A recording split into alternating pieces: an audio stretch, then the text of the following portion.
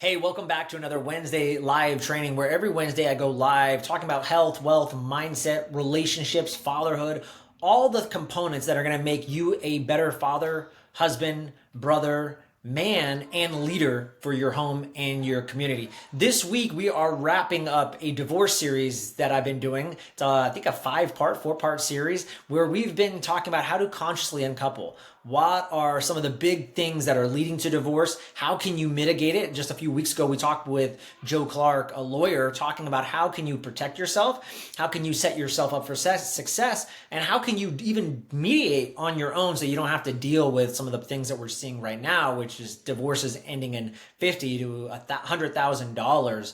It's pretty ridiculous. This week, and if you missed last week's session, we talked about the conscious uncoupling process and what that looks like. This week, we're going to be talking about some personal growth and how to redefine success post-divorce. So some of the big things we're going to talk about this week are post-communication breakup strategies, how to co-parent, like what's the most optimal thing you could do for your kids. We're going to talk about strategies on how to build an awesome relationship with your significant other. And then we're also going to talk about what happens to the brain during a breakup. Again, last week, if you missed the training, go back and check that one out. I talked a lot about the process of conscious uncoupling, some of those beginning steps. I talked about how to process grief, separation, how to move on powerfully. We talked about also the mistakes. You need to ask yourself and go through a certain framework so you can highlight all the blind spots that you might have made before so you don't make those again. And we also talked about how to clear the air, a process and a framework that will guide you for clearing the air so that you don't walk around with your spouse in the future with the same grief and the same turmoil and the same things that was getting in the way before. All right? For those of you that don't know me, my name is Joel Evan. I'm a best-selling author. I was a former first responder for almost 15 years, and I've been married for 12 years, been with my wife for 15, and I have two beautiful kids, 10 and 7. And one of the big things I tell everybody is that my marriage was on the brink of divorce. After 10 years of being married, after the 10 years of being stuck in the same cycle, 1 week was good, 1 week was bad, and I was able to fix it. And I fixed it the majority of the relationship. I know people don't believe this, but I fixed it in 3 months, radically transformed my marriage. And when I fixed it, I had this aha moment. I was like, oh, this is how you do it. These are the steps. These are the things that are making it work. And when it started to work, I doubled down on it and I went all in on my family and my relationship with my wife for the first time ever, and my life transformed. Then after a year of doing the work, I asked myself, is there a framework? Because I had all these guys reaching out to me. Is there a framework that I could teach them and help them? And the answer is there is, because fatherhood is a skill and so is marriage. And if you don't have the right skills, strategies, community, coaching, people to share your blind spots, show you where you might be making mistakes, give you regular feedback, you are destined to make the same mistakes. I'm confident we can get you there. And so if you're interested in looking and seeing what does it look like to work with me either one-on-one or in my group coaching program, feel free to reach out. Just drop me a line below and I'm happy to send you guys the details. Now, let's get into the training. First of all, let's talk about post-breakup communication guidelines and some of the big ideas that you're going to want to think about that I think is going to make your relationship a lot easier moving forward. I think a big question to ask yourself, or something that you want to work on, something you want to strive for, is just doing your best to communicate from your wise, strong, resourceful, like adult self, like being an adult, right? Not from a powerless, wounded, like weak part of you. Because when you start to lash out at your wife, ex-wife, and you start to lash out in a way that makes you look needy, even destructive or hurtful, it's usually because we are centered in a younger part of ourselves that we're unable to tap or access this wisdom. We're unable to access this wisdom of strength and the resourcefulness we now possess as a high-functioning adult. So don't be a little kid, okay? Yes, it's a tough time, but it's time to move on and do it from a powerful position. That's what everybody really wants. The other big thing is start speaking in ways that are generative of your future, that you're committed to creating. And one of the cool things is, I don't know if you guys know this, but the word abracadabra, it's been used throughout the world to represent the creation of magic. And it's actually thought to derive from the Aramaic phrase, I create what I speak. So don't assume that just because you've set an intention for a positive future, for all that your goal is going to just fulfill itself. Rather, you want to start relating to your speaking as an act of creation. And most people, when their relationships are filled with hatred and resistance towards the other person, when they're talking about their former partner, it's typically only negative things and how that person is making their life more difficult. So what if you reframe this and instead looked at their behavior as a chance to make you better, stronger, more adaptable to dealing with difficult people? Instead, your struggle is an opportunity. It's an opportunity to discover how to better cooperate with one another. Start striving to respond rather than to react. Don't just give your power away to someone who's communicating from this infantile or unconscious part of themselves by actually reacting in kindness. And this is going to require that you guys have to probably redirect the conversation from time to time. And you're going to have to remind your partner of the intention that you are committed to causing and modeling civility, kindness, thoughtfulness, all the things that you know that get you there. And especially if you had kids in a marriage, it's going to be even more important that you demonstrate this civility and show them how we can act together as a team, even though things didn't work out. Because there's going to be that you're going to have to, as the man, as the leader, you have to de-escalate a lot of these conversations from spiraling out of control. So maybe a powerful phrase that you could add is, I hear you. Man, it makes so much sense why you're upset. This is challenging for all of us. Yet my intention remains to make sure that this is a win-win situation for everyone. So let's just see if we can't figure this out. That is the key, guys. Win-win. Always look for the win-win. Sometimes you're going to be with someone who's not going to do it. That doesn't matter. Your job as a leader is to look for that win-win. What is the positives for everybody? All right. That is some post-communication guidelines. Now I want to get into how can we give you a blueprint so that you can start to create that happily ever after life that you always dreamt of, right? And one of the things to remember is to be truly free, guys, you have to consider the agreement that you made with your old relationship and how was that old relationship founded. You're going to have to adjust expectations. This is a big one because the expectations you have for yourself and for your former partner, you need to think about what's appropriate for you guys. What are some appropriate expectations that you can make moving forward, even though you're going your separate ways? And actually, in his book, Your Brain at Work, Dr. David Rock asserts that maintaining the right expectation is central to living a happy, healthy life. It feels good when our expectations are met. In fact, when what we anticipate should happen does, there is a dopamine response in our brains that lights up circuitry just as if we'd injected a dose of morphine into our veins. We feel as though we're on track in life and that all is well in the world. On the other hand, if there's unmet expectations, you generate a large drop in dopamine levels. This instigates the opposite, a threat response.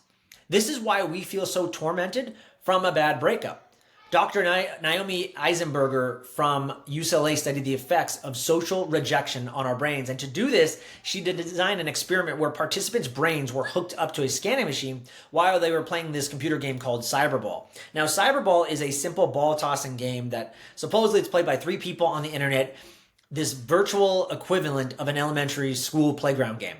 And participants can see their own avatar as well as the 2 others, the people that they believe they're playing with. And at some point, the 2 playmates began tossing the ball to each other, completely ignoring the other subject. This experiment generated intense emotions for most people. And Dr. Eisenberger reports what we found is that when people are excluded, you see activity in the neural regions of the brain that are also involved in the distressing component of pain.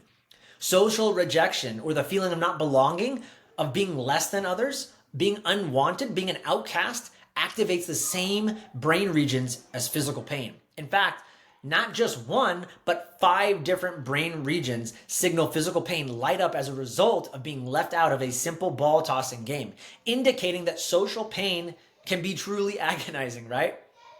So we talked a little bit about the brain, we talked about some post-breakup communication, and then we talked about managing our expectations. Now, let's dive into this last part where we're going to talk about how you can actually maintain an awesome life post-breakup, some of the key big concepts, and then also how to think about it with your kids and how they can also truly thrive. Number one is you got to maintain your dignity. And just remember that we've all been given this idea of living this happily ever after life. And what I talked about in our first part of the training is this comes from this Venetian idea back in the day when society was much different.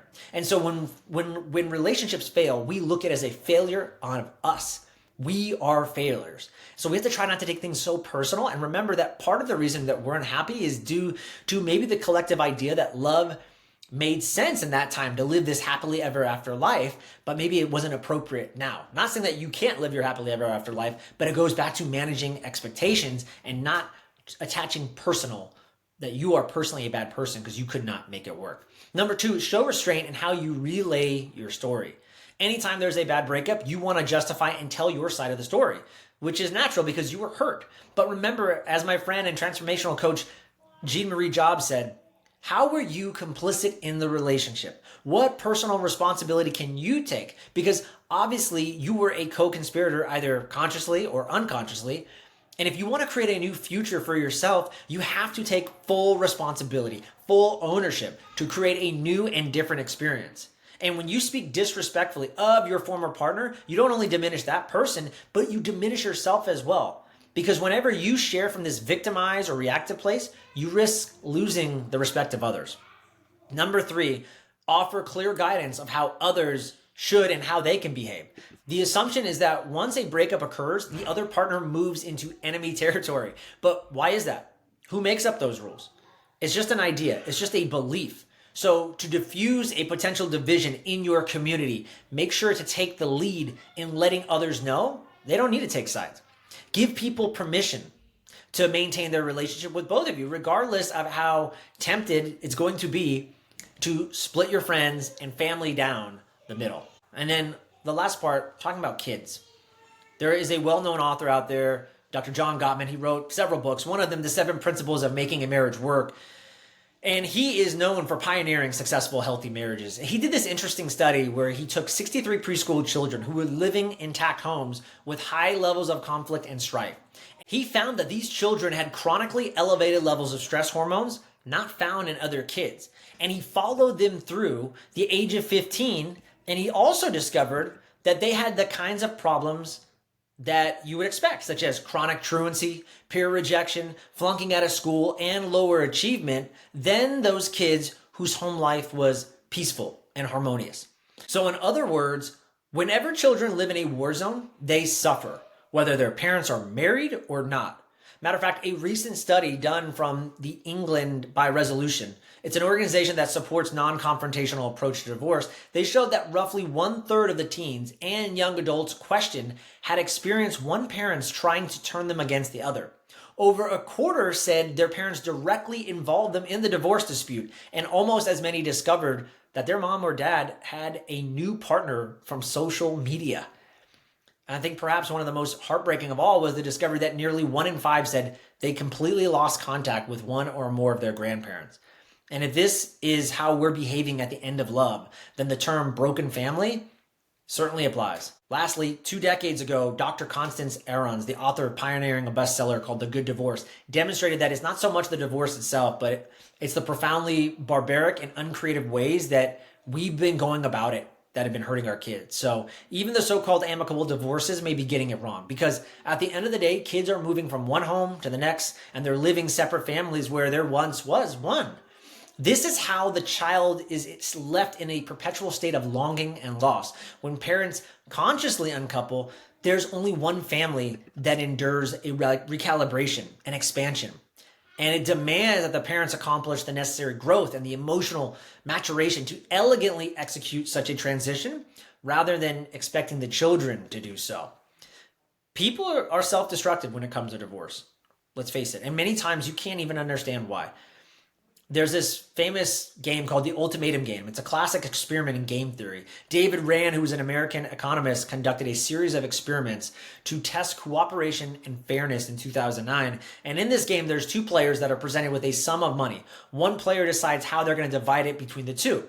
If the receiving player accepts the offer, both players receive the allocated money. However, if they reject the offer, both receive nothing.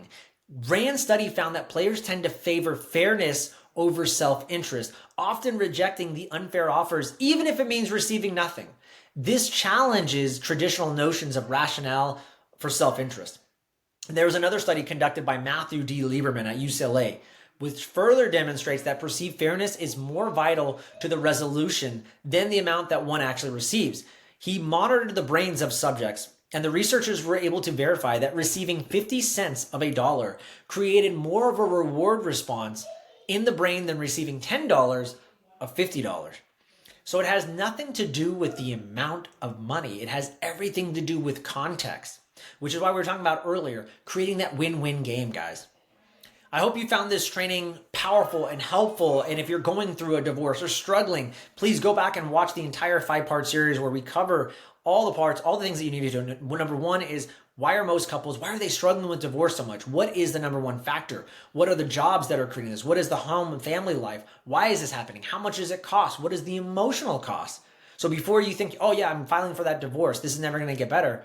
Well, start considering these things. Start living in that world. Think about what it actually feels like and what it means. Then go back and listen to, I believe it was part 3 of this, where we talked to Joe Clark, an actual lawyer. We talked about some of the things that you can expect, how to get around some of them, how to prevent and mitigate some of the damages and the stress, how to do it consciously. Then we got into how to consciously uncouple, and now wrapping things all up in this divorce series, how to consciously uncouple, how to communicate post-divorce, how to save the kids, some of the expectations you can have, and how to live a more fulfilling life. Guys, I hope you found this thoughtful and amazing and helpful, and it's going to work in your lives. And I hope you have an amazing rest of your week. I'm out.